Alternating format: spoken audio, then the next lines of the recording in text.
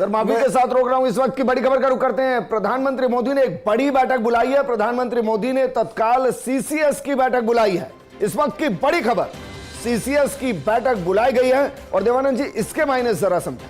देखिए, बिल्कुल बिल्कुल, ये देखिए, ये फर्क है पाकिस्तान और भारत में। वो पाकिस्तान के प्रधानमंत्री पहले तो 1.5 घंटे तक दिखाई नहीं देते हैं, और देते हैं तो भी वो एक दो ट्विटर पे आते हैं और उसके बाद कहते हैं सुबह 10 बजे। इधर नरेंद्र मोदी साहब है, जो जब फेज़ 1 जो भी प्लानिंग रही होगी, वो क्लैरिटी अभी है नहीं, उसके तुरंत बाद में सीसीएस की मीटिंग बुला रहे हैं।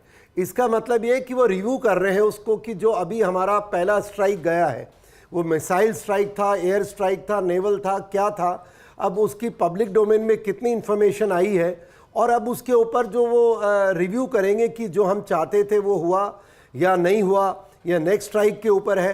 तो एक बहुत बड़ा कदम है उनका, और उसके हिसाब से पूरा कोऑर्डिनेशन, जो कमियां रह गई उसको पूर्ण करेंगे। अगर इफेक्टिव हुआ है तो आगे की तैयारी करेंगे, जो एक बहुत अच्छा कदम है। और ये दिखाता है कि किस प्रकार से वो डीपली इन्वॉल्व है इस ऑपरेशन में। और देखिए, जैसा अभी तीनों सेनाओं के चीफ भी हैं, हमारे डोवाल साहब है, वो भी टेलीफोन पे लगे हुए हैं। तो पूरा तंत्र जो एक तरह इसमें है, और आप भी देखिए 2 बजे से आप भी आगे खबर मिलते ही, तो ये बहुत एक देश का शुभ संकेत और सेना के साथ खड़े हुए मैं मानता हूं। पर मैं वो जो जवाब की बात कर रहा के तो बच्चे के अंदर शौर्य है। बिल्कुल। मैं आज जब प्रोग्राम कर रहा था रात 9:30 बजे स्पेशल, तो उसमें मैंने एक रिएक्शन चलाई थी। वो हमारे कर्नल साहब थे, रिटायर्ड थे, 75 साल की उम्र थी।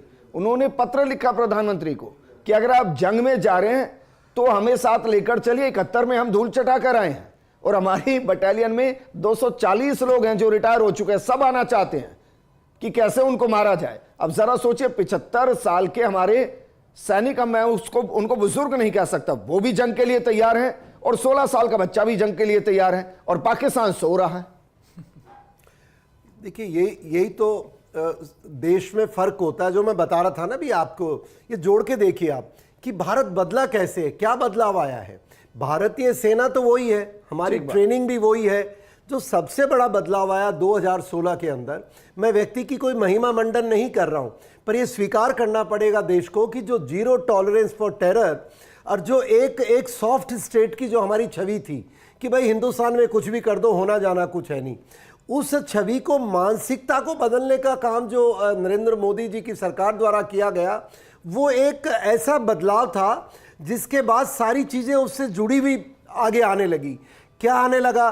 पहले देश के सैनिकों की जो रिक्वायरमेंट्स थी उनको पूरा किया जाने लगा, साजो सामान नए तरीके से आने लगा, देश के अंदर सामान निर्मित होने लगा, और उसी के कारण आज हमारा कॉन्फिडेंस है, हमें ज़्यादा सामान बाहर से नहीं मंगाना है। और बॉर्डर एरियाज़ के ऊपर जो इंफ्रास्ट्रक्चर डेवलप हुआ है, सामान्य नागरिक शायद ये नहीं समझ सकता। मैं आपको मेरा एग्जाम्पल बता सकता हूँ। 80 के दशक में जब मैं सेना के अंदर गया था, तो जो मेरी पोस्ट थी जहाँ पर हमें गाड़ी रोकी गई, वहाँ से जाने में मुझे 4 दिन लगे। आप देखिए कि 4 दिन पैदल चल के मैं वहाँ गया, और कई जगह तो 7 दिन लगते थे। आज ये बदला है, जो पिछले 10 वर्षों में जो बदलाव आया है, वो ये है कि आज जिन पोस्टों पे इतना टाइम लगता था, आज सड़क वहाँ पहुँच चुकी है उसके बेस के अंदर, तो जाना कितना आसान हो गया है। आपका जो एडमिनिस्ट्रेशन है, जो पहले पोर्टर्स, जो गुजर बकरवाल हमारा सामान ले जाते थे, आज वो सीधा गाड़ी से जाता है। उसके अलावा भी देखिए, जो बॉर्डर एरिया में अगर हमको कोई मूवमेंट करना है, हमारे एमुनेशन ले जाना है, हमारा जो भी सिस्टम रीइंफोर्समेंट जाने हैं, वो बिल्कुल इंफ्रास्ट्रक्चर के कारण बहुत एक उच्च स्तरीय हो चुका है। तो ये जो बदलाव ओवरऑल हुआ है, तो वो ये मानसिकता देश की बदली, और जो ये हमला गया है, देखिए उसी मानसिकता का नतीजा है। अगर ये पुरानी बातें होती तो जैसे मुंबई हमला हुआ, उसके अंदर किस प्रकार से हमने रिएक्ट किया, आज पूरा देश और सरकार ने जो पाकिस्तान को सबक सिखाया है, और मैं मानता हूं भी सबक और सिखाना बाकी है। मुझे तो इंतजार है कि